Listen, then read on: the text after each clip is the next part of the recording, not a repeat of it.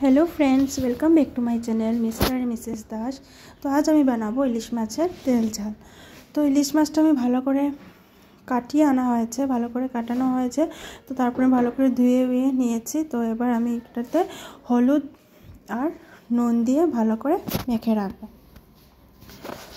তো একদম simple recipe, আপনারা অবশ্যই ঘরে বানিয়ে খাবেন অবশ্যই। তো মাখিয়ে রেখেছি। তো এবার আমি এখানে জিরে বাটা, আদা বাটা, হলুদ গুঁড়ো আর কাঁচা লঙ্কা বাটা অল্প দিয়েছি, আর একদম আর শুকনো কাঁচামরিচ অল্প কেটে দিয়েছি। এখানে দিয়ে দিলাম আমি লবণ আর মরিচের গুঁড়ো।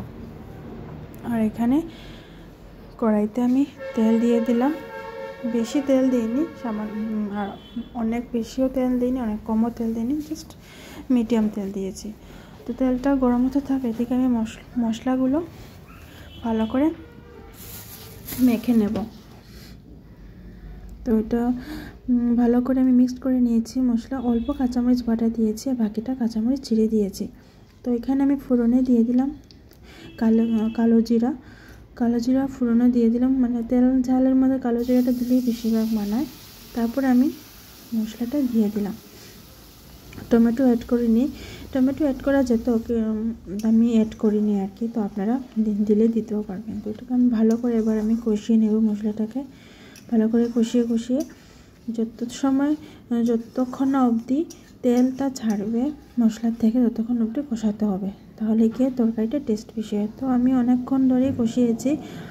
তারপর এখানে আমি অল্প চিনি অ্যাড করেছি, জাস্ট কালার আসার জন্য আর টেস্টটা লেভেল হওয়ার জন্য।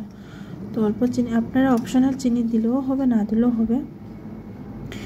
তো এবার আমি মাছটাতে দিয়েছিলাম হলদি গুঁড়ো আর লবণ, ভালো করে মেখে নিয়েছি এবার। আর এদিকে আমার মশলাটাও কষানো হয়ে গেছে। মাছগুলো এক এক করে মশলাতে দিয়ে দেব। আর অবশ্যই গ্যাসের ফ্লেমটা একদম কম আঁচে রাখতে হবে, নাহলে পুড়ে যাবে মশলাটা।